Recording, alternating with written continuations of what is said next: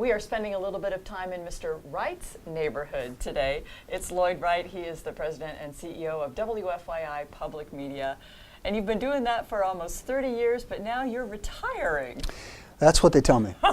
No, we've been working with our board of directors with a succession plan in mind for the last couple of years. So my announcement on September 13th at our board of directors meeting was not a surprise to anybody. It was probably the worst kept secret in town.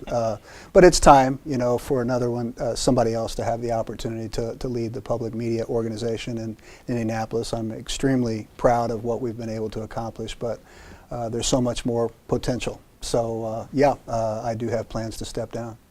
Why did you get into broadcasting in the first place? Yeah, you know, all my life I've had an interest in television and radio. Probably watched way too much television as a kid, and always had an idea of, you know, working in some form of communication. And so at my high school was involved with a speech class, and that was about the limit of what you could do. And then majored in radio and television telecommunications in school, and had in mind television production, and I think at one time I thought I might like to be in front of the camera or behind the microphone, but I fell in love with TV production, and so that sent me on a career.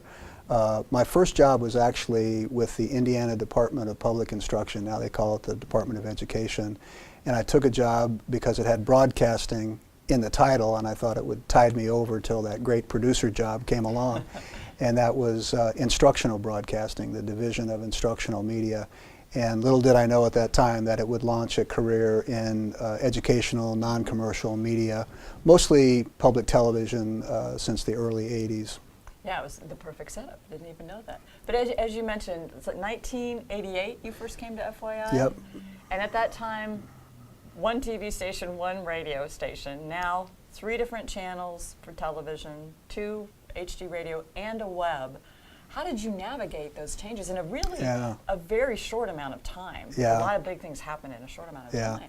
I'd love to take credit for all of it, but you know, the best advice I think I ever got came from a supervisor I worked with at WTTW, the PBS station in Indianapolis, who learned that I might become the general manager at WFY, and he said, "Don't worry about what you don't know, and surround yourself with people that do know, and go buy yourself 2 new suits," which I definitely needed. But you know, that's the secret, I think. We've had wonderful people, very talented in a variety of different ways, that have helped the organization grow through the years, and I've been honored to be at the helm and kind of guiding that to a large extent. But it takes a talented and dedicated staff and a dedicated, passionate board of directors, and we've had all of that.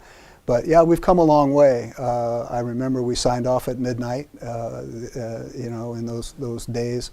As you say, we were Channel 20 in an analog format.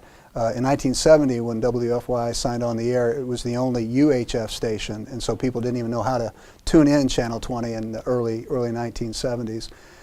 Digital came along and changed all that, and expanded the capacity for what we can do. And you know, and again, I have to give credit to my predecessor, Frank Meek, who worked with other community leaders to acquire the radio station because it had been licensed to the Indianapolis Public Schools. Folks may remember WIAN, and in 1986, the radio station became a part of WFYI Public Television. Call letters were changed.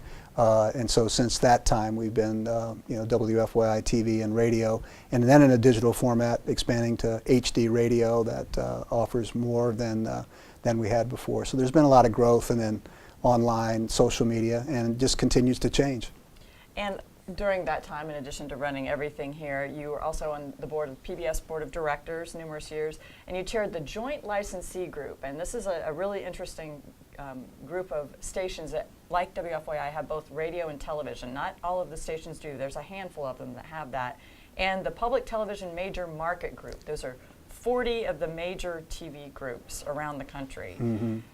What did you learn from sharing with those operations that you were able to implement here at WFYI, and then vice versa? What were you able to share that you had started and things that were working well here with them? Yeah. Well, I think public media in America is sort of a patchwork quilt. There are different types of licensees, university licensees, school boards like IPS that once owned WIAN, and the vast majority of the stations are, fairly small budgets and operating in smaller towns, and so a lot of small stations. So there are these affinity groups, and one of them is the Joint Licensee Group.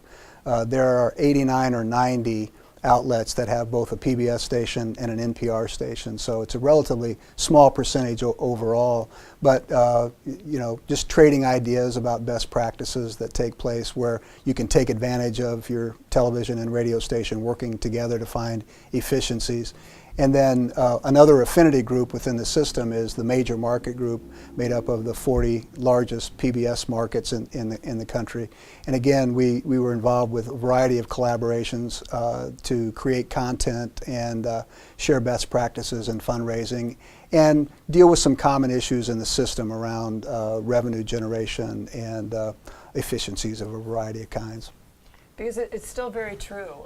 Public media, the public, is an important part of that. No doubt about it. It was true in 1969 and 70 when WFYI was trying to get on the air. Always loved the story of Ardith Burkhart leading a group of 7,000, mostly young mothers, door to door in an 8-county area to raise enough money to operate that first year in 1970. And they were going door to door talking about a new program available everywhere but Indianapolis called Sesame Street. And so it took the public then, and it's no different now. Close to 40% of our operating budget, which is about $12 million, comes from individual listeners and viewers, and so we rely heavily on the folks watching and listening. The tough questions now. Uh-oh. Your favorite PBS TV show to watch? Oh, gosh. I'm a big fan of Austin City Limits because I enjoy of course, Curious Mix, which you host, it turns out. I'm a big fan of what we've been able to do locally. I'll say that. I have lots of favorite programs, both on television and radio.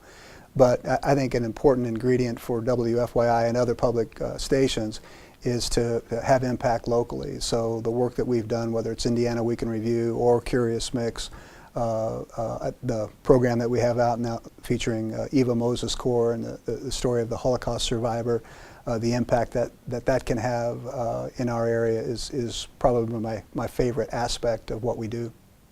You've kind of given a little bit there, but what advice will you give to your successor? I don't know. I'm such a passionate Hoosier and feel fortunate to do the work that I have done in my hometown.